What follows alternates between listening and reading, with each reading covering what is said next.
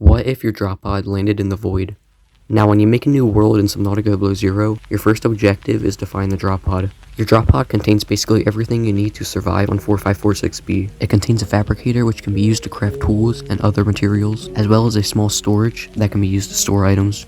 After looking back to the first cutscene that you see in the game, Robin jumps out of Cal's spaceship thing and proceeds to head towards 4546B in the middle of a meteor storm. And as we can see, Robin's little pod gets hit by a meteor, causing Robin to crash away from her drop pod. But what would have happened if the drop pod did not land in the safe shallows, but rather, I don't know, got swept up by a current and traveled all the way to the void, where it now would slowly sink 8,000 plus meters into the void, into nothingness, where there's a bunch of chelicerates, but they're cool.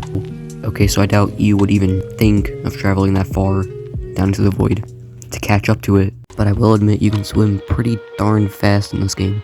Okay, so well, the most important thing, the drop pod, was definitely the fabricator, but now you don't have that, so what are you gonna do? Well, now you're completely stuck.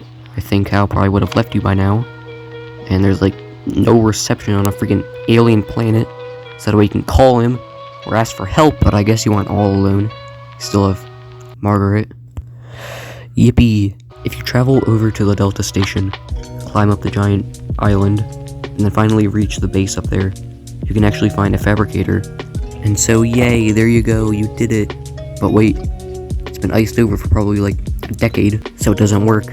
None of the stuff over there works. And you cannot scan a fabricator for fragments, because you can't fabricate a fabricator. Logic.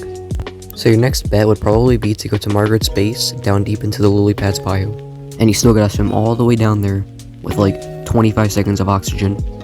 So, rest in peace. Okay, so now Robin is literally stranded in a semi-frozen underwater world with absolutely nothing to do except mourn her sister's death. But Robin doesn't know that until later in the story.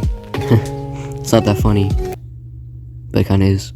But wait, if you are a Subnautica pro and know a lot about the game, then you would know that if you go down deep enough into the void to where it doesn't even render in anymore, you will actually spawn back up at the top, and it would actually reload you in, which is pretty convenient since our drop pod went down probably all the way there after probably like a day or two of just downwards traveling. It probably would have gotten beat up by freaking chelicerates by then, I don't know, probably. But anyway, now you have your drop pod. There you go, you're welcome.